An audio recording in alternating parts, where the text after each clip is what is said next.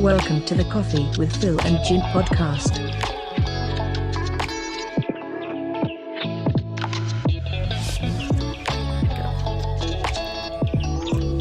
And now your hosts, Phil and Jimmy Nick. Hey everybody! Phil here with the Coffee with Phil and Jim podcast, and as usual, across from me is Jimmy Nick. And we're in the studio for a special Thanksgiving episode. Oh, thank you, Jesus. And we are gonna theme probably around Thanksgiving and thankfulness and all that stuff, and all kinds of turkeys. Yeah. Might even get out of a turkey award to the biggest turkey we know. Oh. I've got three that I can think of right now. Three that comes to mind, like right away. Yeah. Like Biden pardoning them turkeys the other day. That's right. He's going to pardon him. You're the biggest turkey. I'm going to pardon you. Yeah, really. We should really do that. Have the biggest turkey award. I can come up with something like that. Maybe next year. Let's think about that. We'll work on that one. Yeah, absolutely. That'll work. We'll come up with something. Yeah, absolutely. Well, make sure to search, subscribe, and share where you get your podcast audio. We're also on YouTube, so make sure to subscribe, like, and hit those notification buttons so you can get all the new content that comes up when it comes up, because for us it can be very random. So yeah. It's not necessarily going to be on a regular basis, but we do show up from time to time. Yeah, that's right.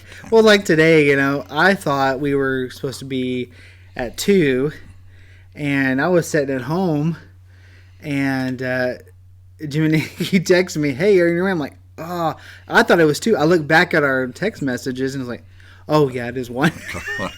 So, well, here we are. Anyway, yeah. So. Holidays really mess me up. So. You can check out Chill Out and Serve by the Pastor if you want to. Not this week, but maybe next week.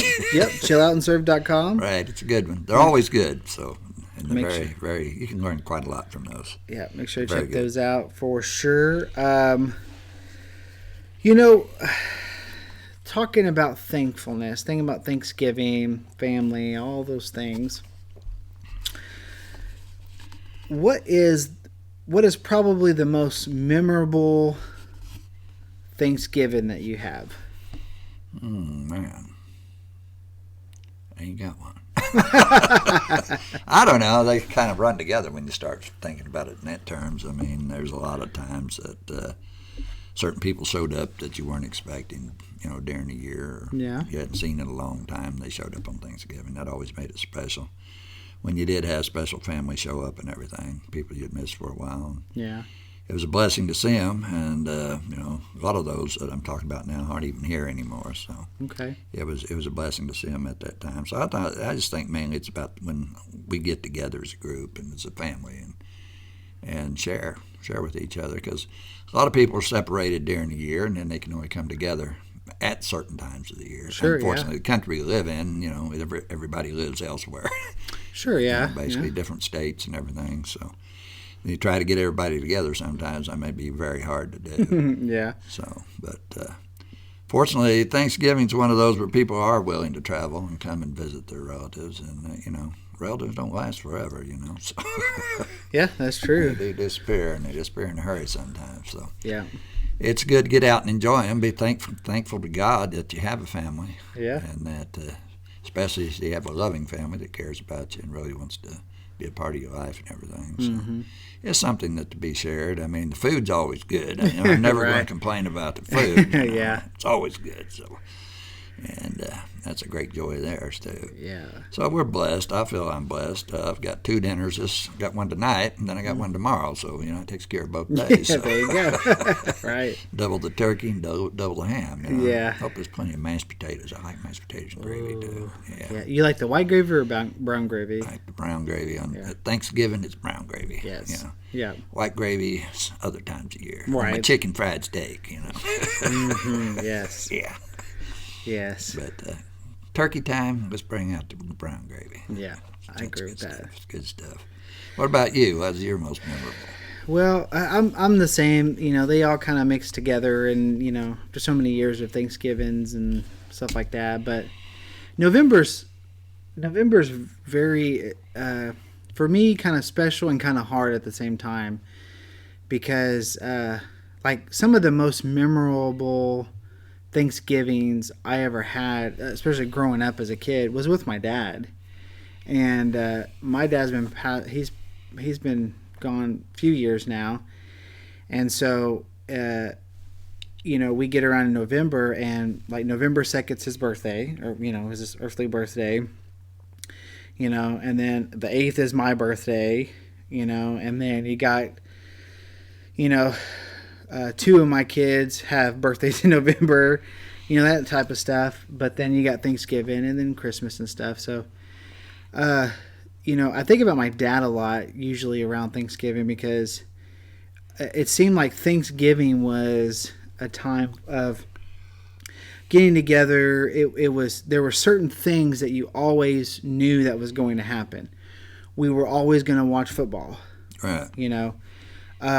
We would always have certain type of food. Right. We didn't always meet at the same time, and we'd have some people come. I mean, after I got married, there were times where me and Amy we'd pop in later, because we had 3 to 4 Thanksgivings to go to, right.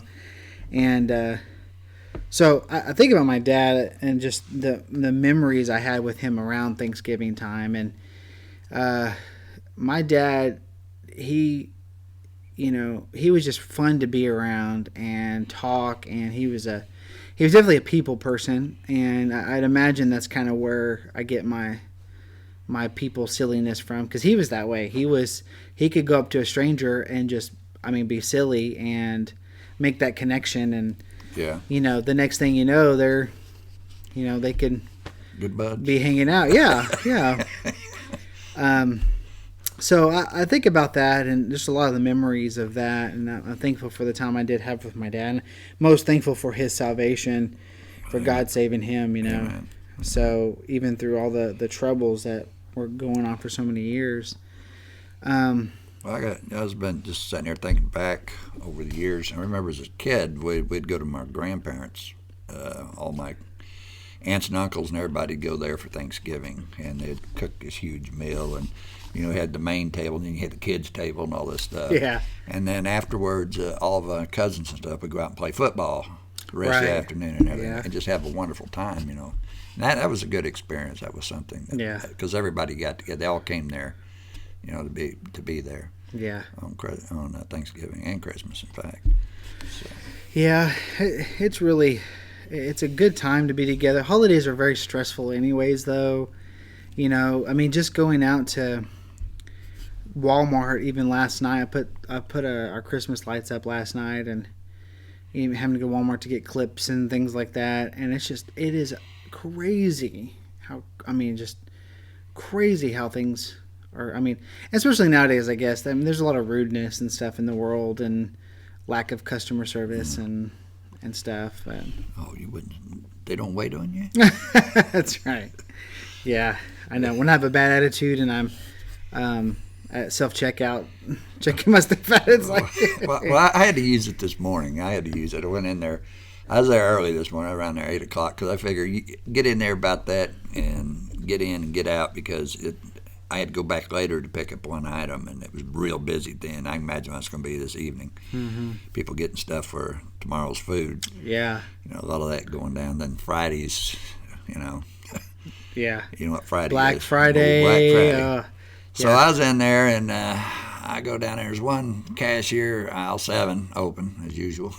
Yeah. And there's about 3 or 4 people with baskets just full. And I thought, well, I best go to self-checkout. But, I said, where'd all the cashiers go at? Yeah. It's 8 o'clock in the morning. I guess they don't come to work till 9. Right. I don't know what to do. They open at 6, but they don't come. Everybody's scraggling in. But anyway, so it's busy. It was busy when I went back.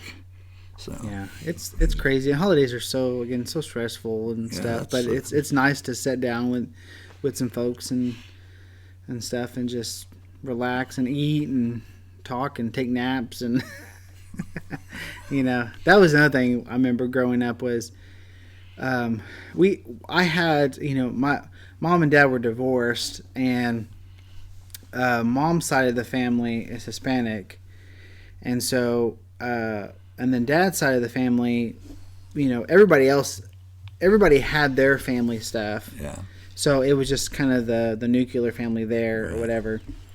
My mom's side, for the longest time, at least till my grandmother passed away, we were always together Thanksgiving, like tons, everybody, and did all kinds of stuff. And I remember my aunts and my grandma making tamales in the kitchen and stuff, and having just being around that. I mean, even as a kid, just I can hear today my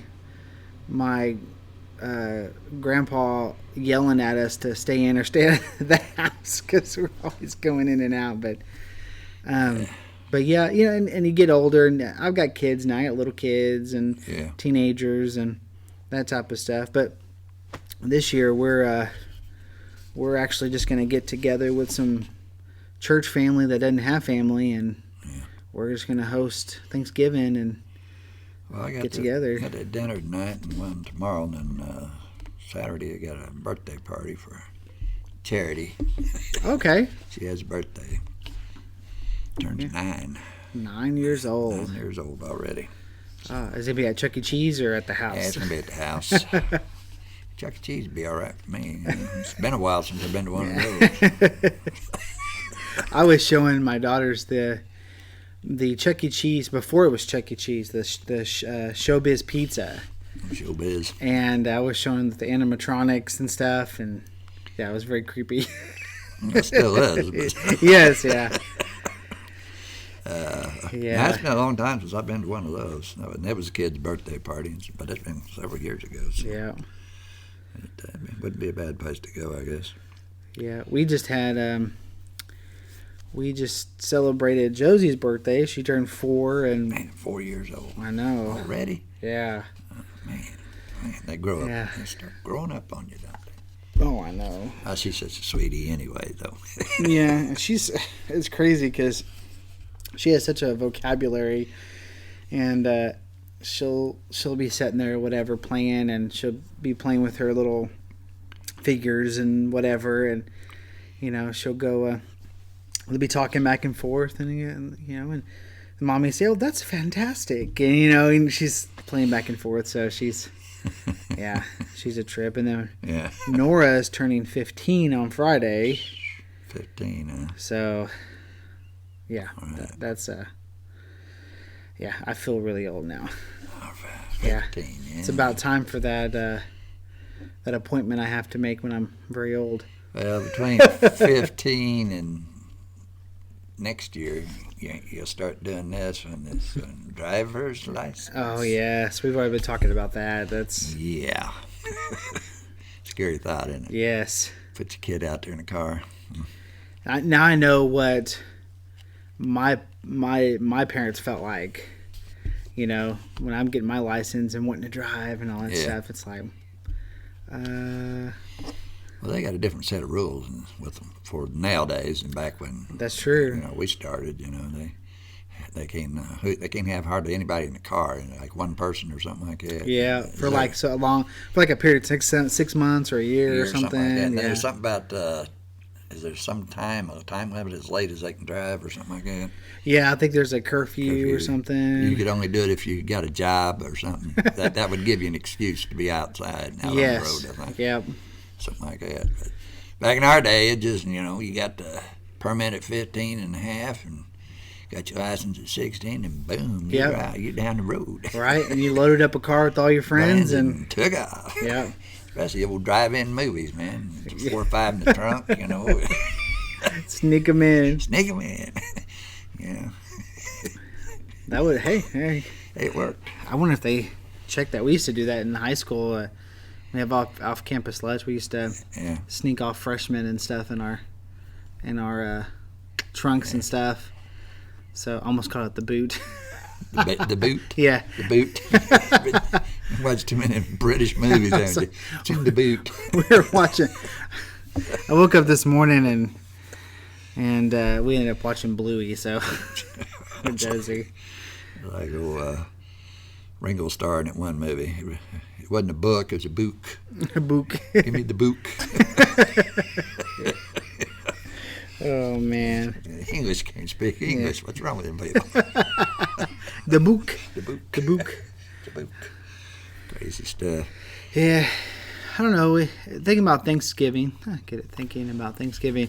You know, we have a lot to be thankful for. Oh, yeah.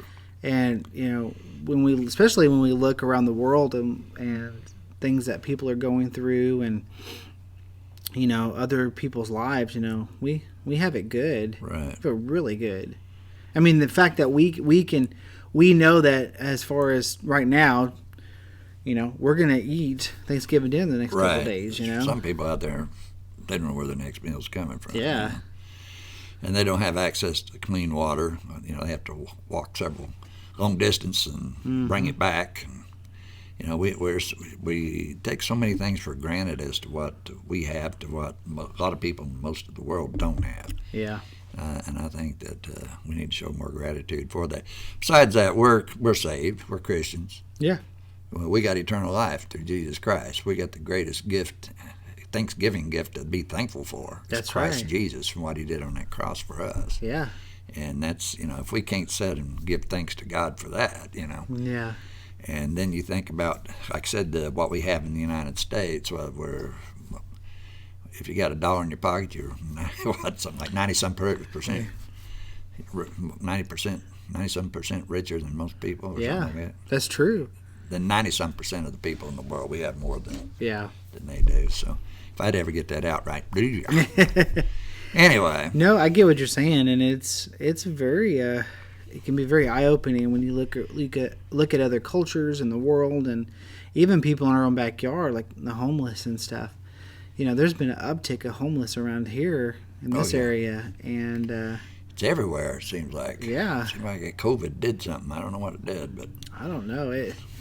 I don't know if it was COVID or what, but you know, there's just so many people that, you know, they need hope, they need answers, they need Jesus, and that's right. even those on the street. And I mean, I remember when I was a kid, and you know, we were homeless for a while, and we went to shelters and stuff like that. It'd be very scary as a kid, but we had tons of people all around us, and you know, and although not everybody's like this, but I remember even as a kid, there were several homeless that were grateful for even just a mattress to sleep on with a sheet or something. Right. You know, we stayed at this shelter in Arlington, and they let you in. It was like 5 o'clock. They let you in, and then they kick you out like I think 7 or 8 o'clock the next morning. And then you'd have to come back. But we went in, and it was my mom and me and my other little brothers. And we got there, and we waiting in line outside. It's cold. And we're just going, oh, okay. All right, we'll finally get in. It's like a processing unit. You get in, then you sign in, they check you, whatever. Then you go in. If you need medication, then you go and get your dinner. And then you get your linens. And I remember we stayed in this, it was like a family room, I guess. And it was huge open room, tile floor. And they had these like full-size mattresses leaned up against the wall, and you'd put it down, and then you put your sheet over it, and they give you a pillow or something. And as a little kid, just hung you know, on that, you know, that type of stuff comes back to me when I even my own self start to get prideful and arrogant about what I have and what I want. I go, I don't remember having anything. Yeah. Well, I know that in Oklahoma City there, and I worked downtown there for years, so I would see that they'd go from the Jesus house, they'd spend the night at the Jesus house, and they'd go up to the Baptist had a deal downtown where they could go eat breakfast. Okay. And then after that, they'd go. The I-40 used to be elevated over Oklahoma City before we got the new one now. Yeah. And then that's where you'd find them the rest of the day was underneath different places underneath there. Okay. Or there's behind this one place where there's sharing a bottle or something. Yeah. But those basically, now, I understand the city mission down there is a little different. People come in, they try to find them work. Okay. And get them a job, But if you're just going to hang around there, it's like I said, they kick you out at a certain time, But they actually try to find people jobs and get them on their feet down there. Okay. Which is, to me, is a good deal they got going down there. Yeah, most definitely. Definitely. But there's some news out today. Okay. They're reporting that there was an explosion on the Rainbow Bridge border crossing between the U.S. and Canada. A car had explosives in it. The two people in it that were in the car are dead, so it was an attempted terrorist attack. So that's what's going on today in America.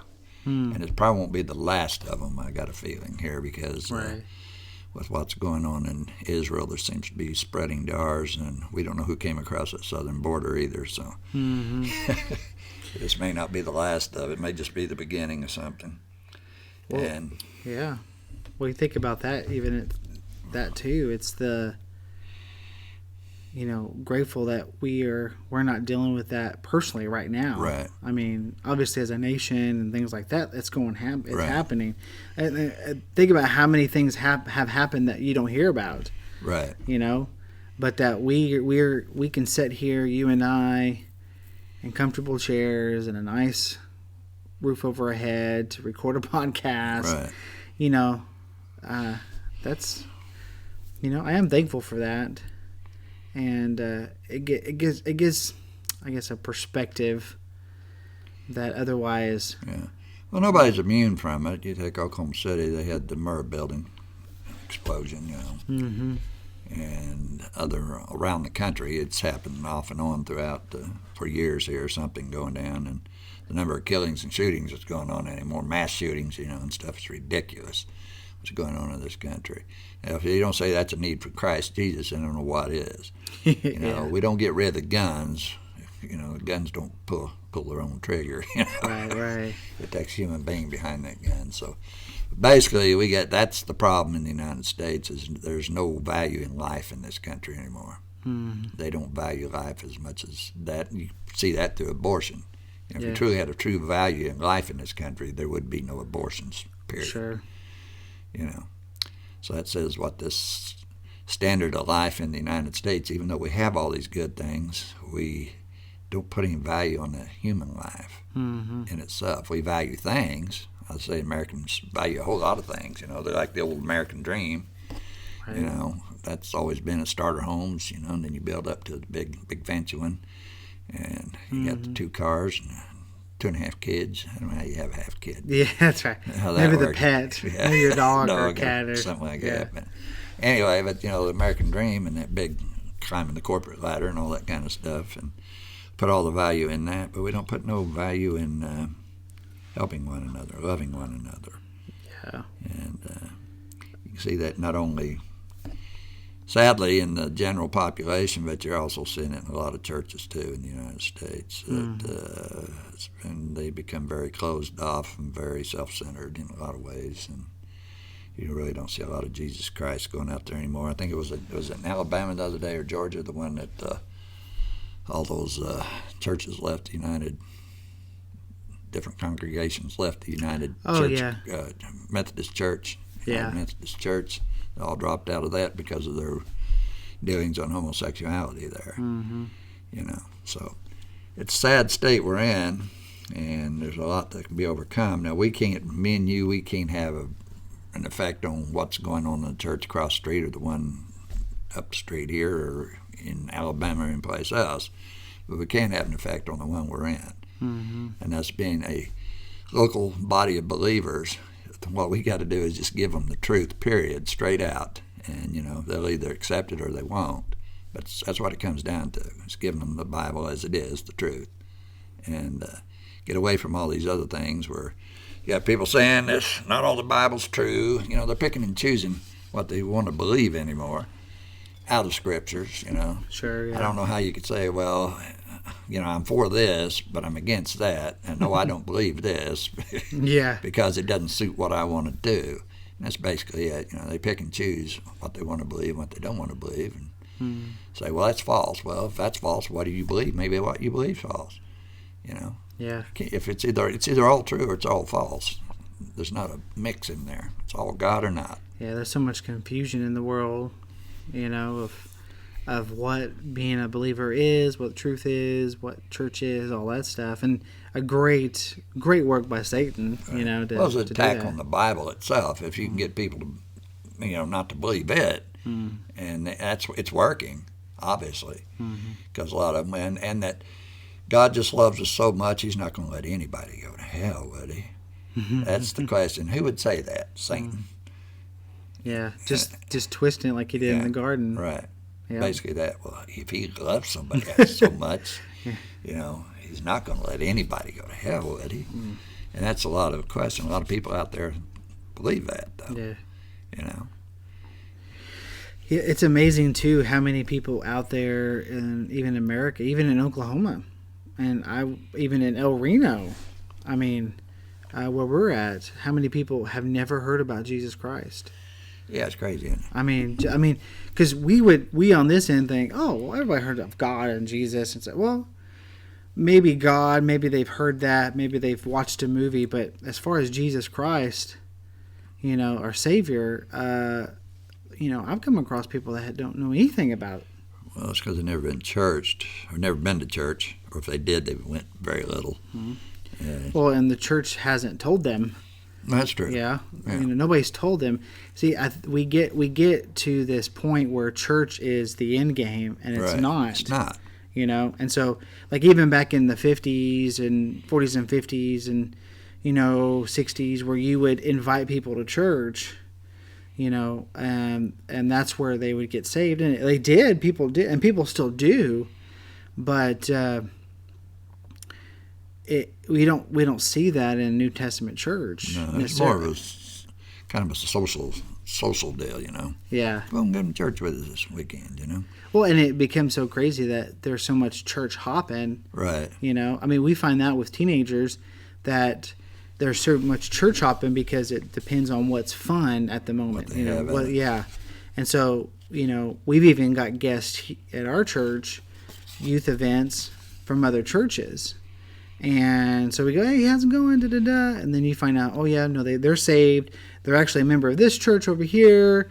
And we're like, okay, cool, because we're not trying to get other people's members. Right. But they come and have fun. Well, then you find out later, oh, they're at this other church doing something fun. Right. And well, that's not unusual, and it's not new, because back years ago, some cousins of mine, they went to the same church I did.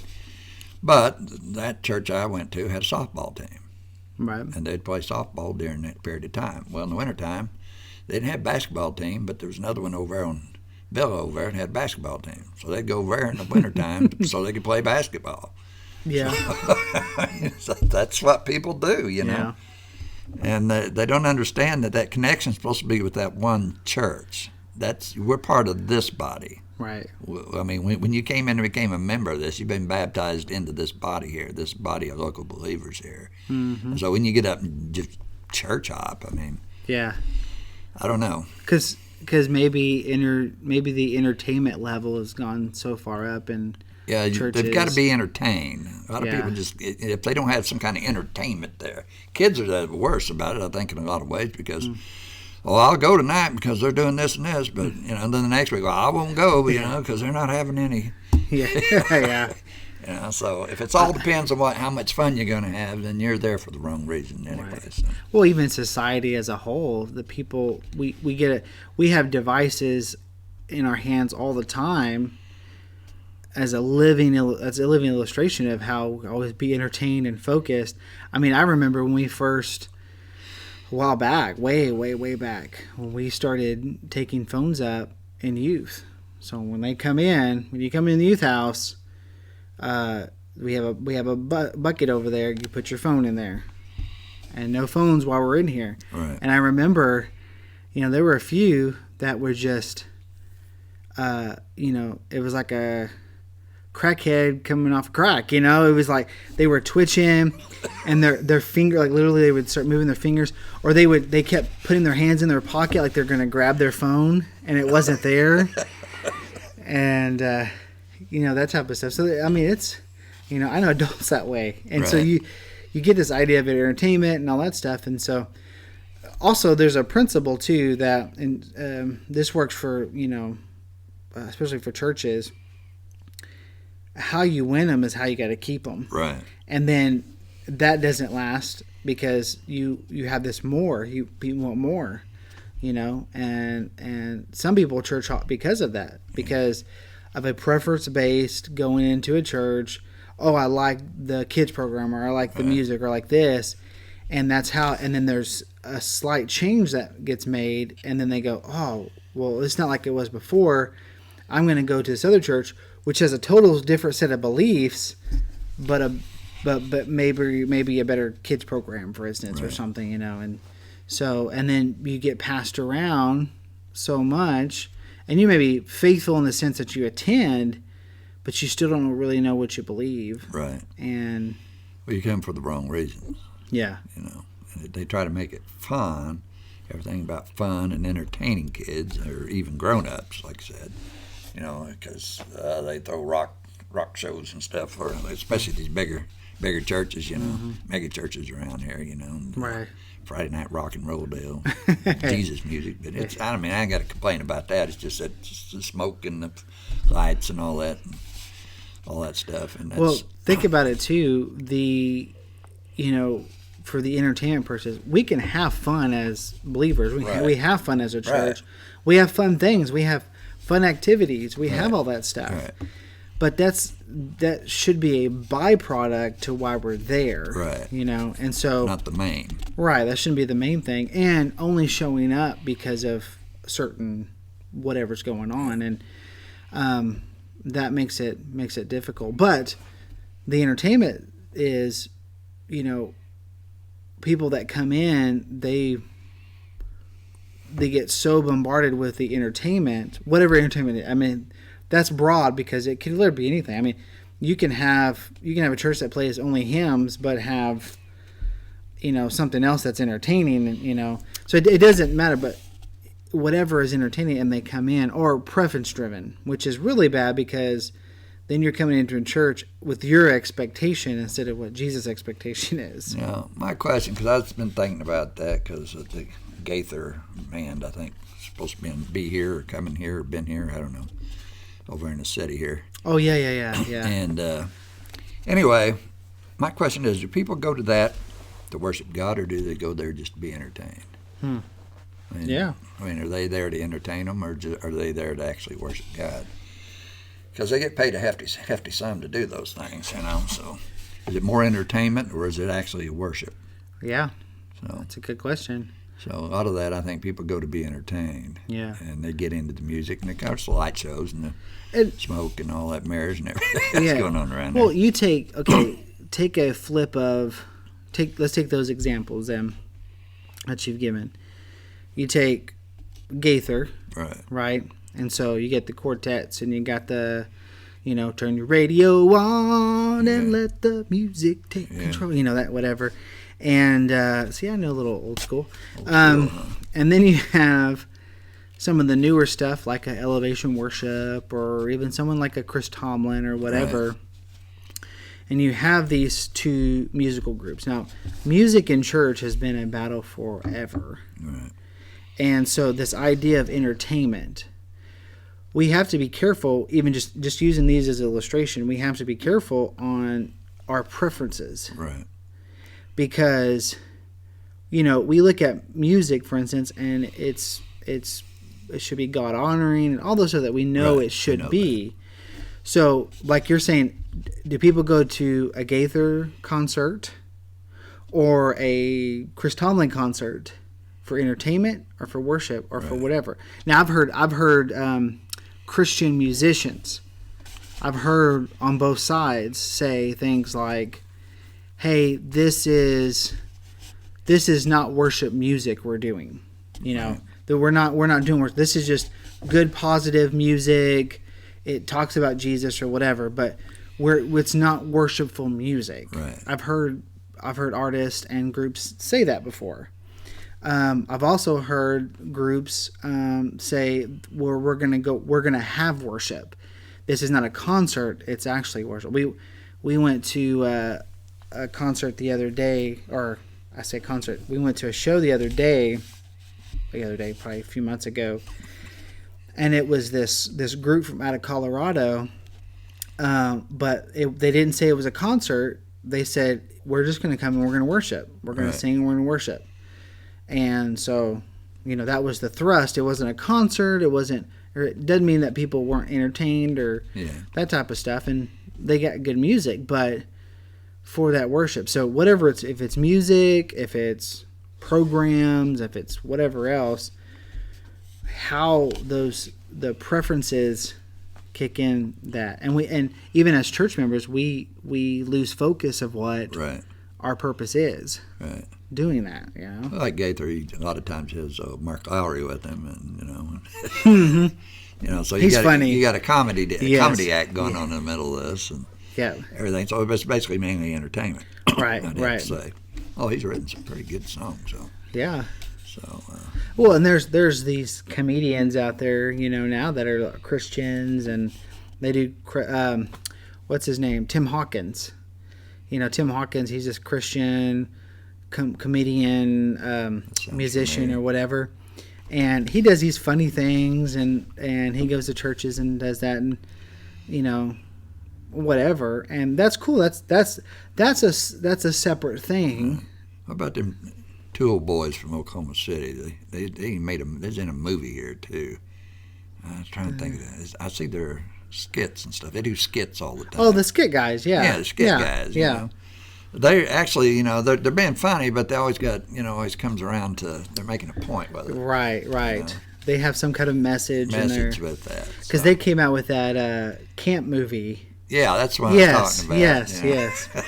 Yeah, and that was a funny camp movie. I didn't get to see it, but I'll have to forgot about it. About to look it up and see it. Speaking of movies, a little side note. Okay, since you're a Tubi subscriber, okay, you watch stuff on Tubi, I guess. Yeah. Still, maybe here and there. That one of the movies they shot in El Reno and Minco, and Guthrie, I think, about a tornado. Not the sequel to Twister. No, you're talking about. But the one that's 13 minutes. 13 minutes. It's on Tubi. It's on Tubi. Yep. They shot it over here, over at the church over here. Yep. Yeah. Baptist. What's the name of that thing over? Hope. Yeah, New Hope over there. Yeah. They tore it up and made it look. That's right. It didn't take much to do it. Yeah. I'm just kidding, people. Just kidding. JK.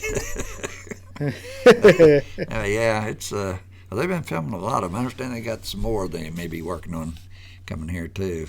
Yeah. The film capital of Oklahoma, I guess. Well, it's probably cheap to film here too. Right. Well, they get that production company now that across from the Paycom Center. Oh yeah, they got that's a movie studio now. Yeah. The old Cox Center. Yes. It was Cox. Before that, it was the Married Convention Center. So, yes. The original name of it. But anyway, that's the whole thing's a movie studio, which is kind of I guess they're getting heavy into that stuff. But El Reno's the one that gets me. That number of movies they're coming here to make. But they even got a commission. El Reno has a movie commission. Yeah. Got them bringing people in here. Yeah, that's right. Well, because I guess there's only certain clips or movies or whatever, that you instead of going to a studio and having to build, you just come out here. Yeah. If you need some land or whatever. You got plenty around here, that's for sure. Yeah. But that last one they made, they was downtown quite a while, didn't they? Yeah. They paid out a lot of bucks, I think, too. Yeah, that was a lot of times. But anyway, that was. I'm gonna tell you, 13 minutes is on Tubi, on so Tubi, huh? yeah. Okay, I may watch it. I may watch that. I watched the trailer. It does very low budget. Yeah. But it's got some actors on it that that you would recognize. The one's that old cowboy singer, isn't it? What's it? Chet Akins. What's his name? Akins. What's his name? Travis Tritt? No. Last big old tall guy. Yeah. Last name's Akins or something like that. Yes. I can't think of his name. name. He's in there. He's one of the main characters. So there. So. We'll find out who Yeah. that was. But- It wasn't any but a bunch of women. So Trace Atkins. Trace. Yeah, Trace Atkins. Yeah. Trace Atkins. Yes. Yes. I don't know. I don't listen to country, so I don't know. I mean, you had to go through a dozen women before you ever got to a guy. Look at this. Wow. Yeah. It's crazy. So yeah, it's So anyways, that's on Tubi. All right. Sorry, I went on this rabbit trail, but Yeah. so anyway, talking about churches and things like that. We get off focus of what our true mission is, Right.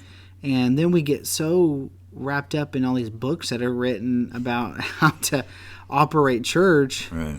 which some would have good ideas, but if you go back to the source of the matter, then you really simplify your church to a more New Testament model, Right. and then the focus is more on souls and stuff. So I don't know. Church, that's a problem. I think one of the problems with churches in America, if you go there and say, well, I don't like it there anymore. So they get up and they run to another church. Mm-hmm. And they'll be there a while, and then don't like this one, so they go over there. Or they don't like the pastor. They don't like this. It's a continuing deal where if you go back to the first century, it was about if you had a dispute or any kind of that, you settled that among yourselves. Mm-hmm. You took care of it because you were in that body and you were going to stay in that body. Right. You weren't going to move from body to body, Yeah, and if you look at even the New Sounds Testament, like a virus, That's right. Yeah, pass it on. Pass it on. Yeah. Send a belly over here. Yeah. No. But, we're supposed to stay in that one body and work through that, If we have problems, we should work them out between ourselves. And that should be the way it is. People just shouldn't get mad and run off for everything. Why just go for this church or, it's constantly ought to be something within the body that people work through these things because that's what we're there for. Christ is the reason we're there. Yeah. It's not about, like you said, preferences and all that kind of stuff, and all that, stuff like that. But it's to bring about the gospel to people. Yeah. And if you got to be a unified church and be on, like I said in there, one mind and one accord, working that way through the body, and every member's important. Yeah. And helping each other out. So when people get up and leave and, go to the next church, and there's been people that have left and come back here. I don't give one old boy's name, but he came and went several times. Mm-hmm. But he's no longer with us. I don't. Yeah. So. Well, it happens. There's a lot of people that come and go, and then there's no connection. There's no service and ministry. There's there's none of those things that need to be there. And again, it just becomes more preference entertainment to based. And right. Again, if they don't focus in on the mission of the church itself, right, and try to carry that mission out. It's because in America it's all about Sundays. Yeah, that's it. Sundays is church. Sunday is the one day a week 2 hours a week you give to God. Yeah. Yeah. Well, not gonna give him a whole day there, man. That's right. Yeah. I have to come back in the evening for that. Right. Yeah. How many people don't come back for evening? Man? Right. Yeah. Wednesday night. Forget that, man. Yeah. A bowl on Wednesday night. I can't be here for that. That's right. I want to go bowling. That sounds fun. No, and that's right. And it can get frustrating sometimes because when we do take off our focus off souls and multiplication through discipleship and all those things. But here's the scary thing, and let's wrap it up on this because we're getting time here. But here's the scary thing when it comes to church. Yeah. When you look at the correction, the exhortation, the guidance, the face-to-face that the Apostle Paul did in his writings to the church, right, you see there is a theme, and even in the Gospels with Jesus and his disciples, the plurality of this, ye, you, ye. It's the church. It is that body, and that's why the illustration that Paul gives us of the body And we can identify with that because we've all had problems with our bodies that affect our body, from back stuff to, all the stuff that you've gone through health-wise. Right. It affects your whole body where you can't walk, maybe you can't talk. There's, all that other stuff. And so when we see about the New Testament church, the first century church, it is ye. And so the problems, like you're saying, fixing them within, and it's the body, it's everyone. Because it's not an individual thing. That's right. It's a body. That's right. I mean, we're literally supposed to be in this together. Right. And so, like we've been on Sundays been talking about the one accord and, being knit together and all that stuff. Because if you don't, then can you really qualify as being a Jesus church? Right. So, you're going to have bickering. You're going to have all that stuff. Jesus gives us a formula to that. Paul reinitiates that into the churches. We have to do this together. And so when somebody else is hurting, when somebody else is rejoicing, when some, whatever, we do that as a body. And, so the ye is important. I just wonder if how many churches aren't working under the Christ authority. They're just mainly man-ran, man-centered churches. Yeah, absolutely. And it takes living in being under his authority through a church, that church will prosper. But if it's just man trying to do on the power of man, it won't work. Right. They can be around for a long time, but they're never going to have an effect on any neighborhood or any town or anything else. Or Jesus' scope, the world. Right. So. Yeah. So. Anyway, that's our 2 cents. That's our 2 cents, and I just want to say happy Thanksgiving to everybody because it is a glorious time. We ought to praise the Lord for it and be thankful for everything He does for us. That's right. So with that in mind, you really want to kick it out of here? Let's do it. Okay, I got a song. This guy shouldn't be... Don't confuse him with Texas Ernie Ford. This is Tennessee Ernie Ford. As you travel down life's road, do you pack a heavy load that the devil and his sins have laid on you? Why, that load that you pack, you can shake right off your back. Let the Lord's lariat drop over you. For the Lord's lariat has a small loop, but he'll catch you if you walk just right. The old black devil's got a hot branded iron, ready to set you up tight. Don't turn to the left, don't turn to the right. If you let him, he will show you through. Look up to the light and pray with all your might and let the Lord's lariat drop over you. All right. That was Dancing Pig. This is Jimmy Nick. This is Phil. Adios. Next time.